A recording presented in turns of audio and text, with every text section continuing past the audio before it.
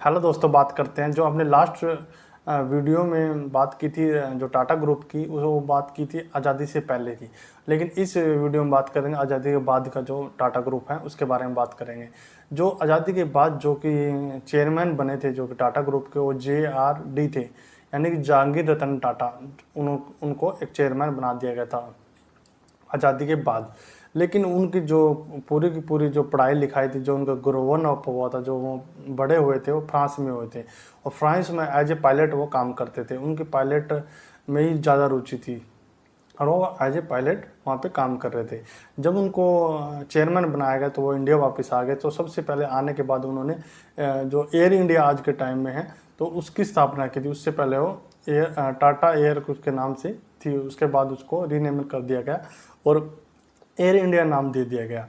और जैसे वो एयर इंडिया नाम दिया गया तो वो जैसे वो कंपनी इंक्रीज करने लगी, जैसे जैसे बढ़ने लगी, तो उसके बाद जो इंडिया आज़ादी हुआ था तो उस टाइम में जो पहले प्रधानमंत्री थे जवाहरलाल, उन्होंने एक इकोनॉमिकल सोशल एक एक्ट पास कर दिया था, जो नेशनलिज्म एक्ट पास कर दिया था। उसमें क्या था, उस एक्ट का मतलब क्या था? उस एक्ट का मतलब था कि जो भी बड़ी बड़ी कंपनी हैं, जो भी बड़े बड़े बिजनेस हैं और जो बड़े बड़े होटल हैं, वो गवर्नमेंट के अंडर में आ जाए।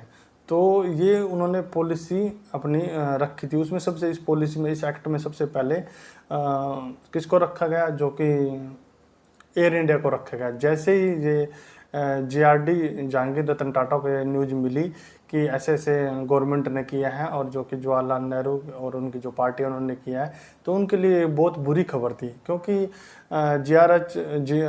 JRD ने बहुत मेहनत करके एयर इंडिया को ग्रो किया था, उसके बाद ये उनके अंडर में आ गई। लेकिन फिर उनके जो गवर्नमेंट ने सबसे पहले प्रपोजल JRD को ही रखा कि इसका पूरा का पूरा देख देख आप ही करोगे, ये प्रपोजल सबसे पहले आपको देते हैं। लेकिन उसके बाद भी वो खुशी खुशी JRD ने उनको प्रपोजल का एक्सेप्ट किया और उसमें काम करना स्टार्ट कर दिया। उसके कुछ दिनों के बाद जो JRD या उनकी टीम, उन्होंने बहुत बड़े होटल बनाए थे। वो भी गवर्नमेंट 1969 में उनको अपने अंडर लेना चाहती थी। जो होटल थे, ताज होटल बनाया है, ताजमहल होटल है जिसका, वो भी रतन टाटा ने बनाया है। नेशनल इंस्टीट्यूट ऑफ साइंस जो कि बेंगलोर में है, वो भी टाटा ग्रुप ने बनाया। ये बड़ी बड़ी संस्था भी टाटा ग्रुप ने ही बनाई है। तो उसमें जब उसके बाद 1968 में और 1945 में TCS कंपनी की स्थापना हुई। वो भी उस जो कि JRD ने उनको ग्रो किया। TCS बोले तो टाटा कंसल्टेंसी सर्विस, और एक टाटा स्टील ग्रुप भी उन्होंने उनको इन्वेंट किया, उसको आगे बढ़ाया। और लोकोमोटिव इंजन भी बनाने स्टार्ट कर दिए। वो भी JRD जहांगीर रतन टाटा की चेयरमैनी में ये बनना स्टार्ट हुए थे, जो कंपनी ग्रो करना स्टार्ट हुई थी। उसमें क्या था, जो ये एक्ट बनाया था जो गवर्नमेंट ने, उसमें गवर्नमेंट क्या चाहती थी कि जितने भी कंपनी ग्रो कर रही है पूरे इंडिया में, और सभी के सभी जो प्रोडक्ट बना रही है, जो भी कंपनी मार्केट में लॉन्च हो रही है और पूरा अपना प्रोडक्ट बना रही है, तो चारों तरफ फैल रही है। तो गवर्नमेंट ये नहीं चाहती थी कि पूरा का पूरा हक जो भी कंपनी बना रही है उसके पास हो। तो क्योंकि जो टाटा ग्रुप है धीरे धीरे बढ़ती जा रही थी, 100+ कंपनी हो गई थी और 200+ देशों में उसका काम है, बिजनेस है, तो वो गवर्नमेंट को खटक रहा था। तो क्या किया, जो टाटा ग्रुप के जो चेयरमैन थे जहांगीर रतन टाटा, उन्होंने क्या किया, कुछ जो कंपनी किसी और के नाम से रजिस्टर करवा दी, जिससे कि गवर्नमेंट को ये ना लगे कि पूरा का पूरा टाटा ग्रुप एक्टिवेट है। तो लेकिन वो लोग अच्छी तरह काम नहीं कर रहे थे, जिसमें कि जो कंपनी उनको दी थी ग्रो करने के लिए, जो भी ओपन करके दी थी, जिनके 20% शेयर थे वो गिर के 2% हो गए। नेल्को एक कंपनी थी इलेक्ट्रॉनिक्स की जो कि रेडियो बनाती थी, वो उनके जो शेयर थे 20% से सीधा 2% पे आकर नीचे गिरे। तो उसमें उनका नुकसान भी हो रहा था। लेकिन उसके बाद 1961 में जो कि रतन टाटा नए चेयरमैन बनाए गए, और उसके बाद जब वो 1961 में जैसे चेयरमैन बनाया गया, उनको पूरा पूरा कमान संभाली।